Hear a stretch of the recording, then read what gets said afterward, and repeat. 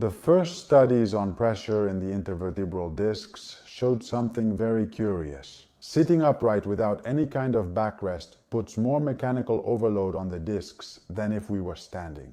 On the other hand, having a tilt of between 110 and 120 degrees can reduce the pressure on your discs by up to 50–80%.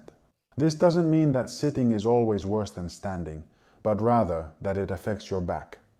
The waterfall seat and breathable mesh help distribute pressure better and reduce discomfort in your thighs or hips when you spend many hours sitting. Now, something fundamental: no chair can replace movement.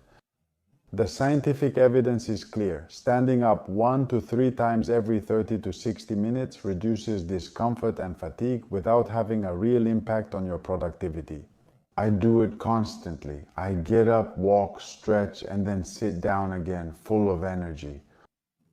Ultimately, ergonomics doesn't depend on any miracle chair. It depends on good support, being able to change positions comfortably, and moving frequently.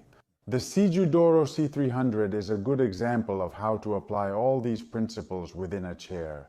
And that you come back to my channel soon so we can do exercises together.